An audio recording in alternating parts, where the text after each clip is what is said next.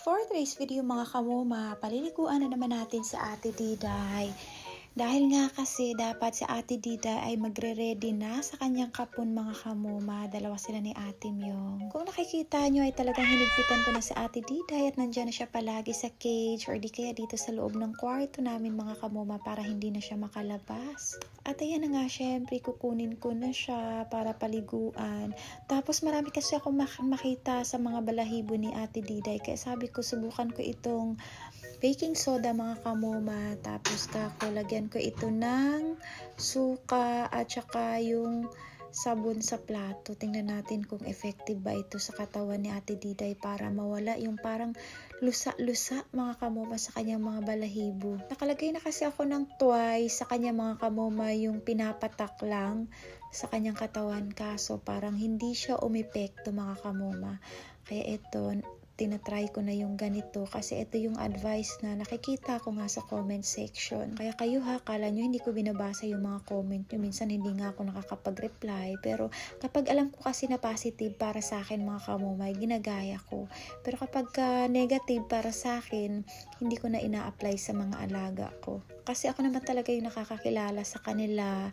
Ako naman nakakaalam ng mga situation nila. So that's why nasa akin kung gusto ko ba yun i-apply or hindi. Medyo mahirap lang talaga magpaligo ng pusa sa ganito mga kamoma.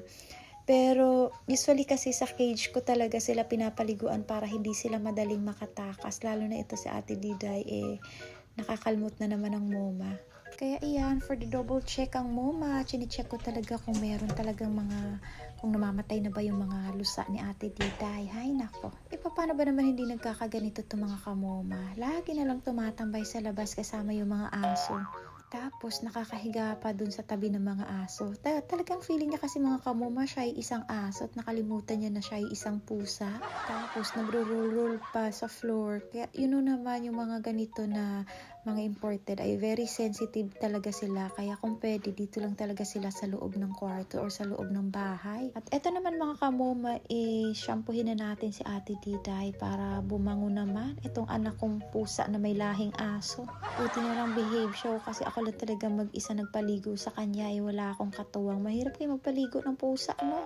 Mas mabuti pa magpaligo ng 10 aso kaysa sa magpaligo sa isang pusa. Lagot ka talaga sa mga kalmot. Pero syempre, kapag napaliguan nyo sila mga kamoma, kailangan lagyan nyo talaga ng mainit na tubig.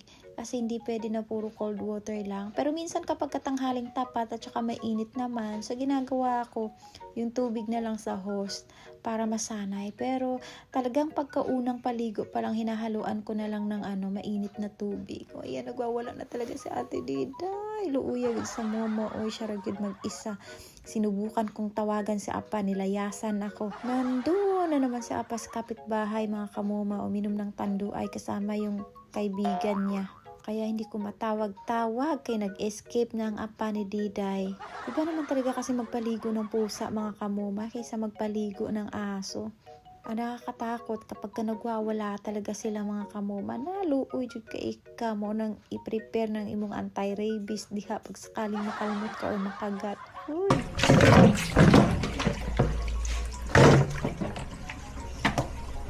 Oh, 'di ba? Grabe yung struggle ditong dapita mga kamoma na kung nakikita nyo. Kaya isang pusa pa lang yung papaliguan mo ay nakakapagod na nga talaga mga kamoma. Kaya minsan ang kaya ko sa isang araw 2 pusa. Pero kapag nasa loob sila ng cage mga kamoma ay kaya ko naman silang paliguan lahat sabay-sabay.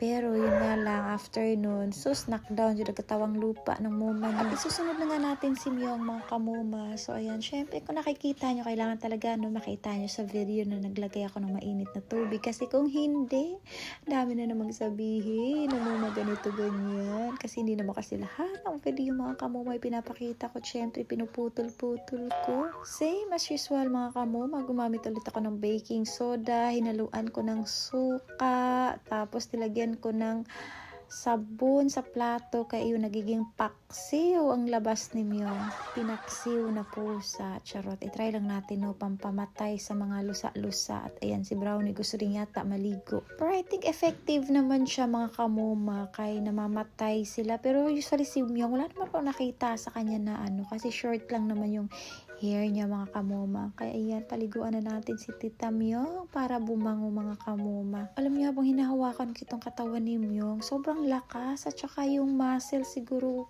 very healthy good sila mga kamuma.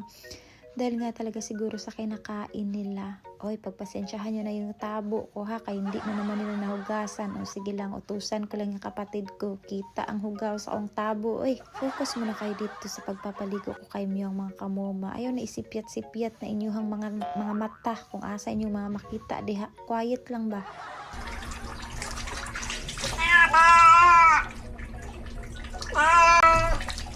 Kala nyo silent ang maligo si Myong, no? Grabe din ba ang meow-meow niya mga kamuma. Kaya nagpa-back up na lang talaga ako dito sa kapatid ko mga kamuma kasi hindi ko na nga talaga kaya. Kaya Ate Diday palang ubus na yung energy ko. Siyempre hindi ko naman pinakita dyan lahat. Mamaya kung ano-ano pa masasabi niyo sa akin, pinoprotektahan ko lang yung mental health ko. Charot. Oo naman siyempre kasi dito nga sa social media, konting mali mo lang, dami na nilang ibabash sa'yo, i-comment. Pero hindi naman nila nakita or kinakalimutan ka agad nila yung kabutihan na ginagawa mo.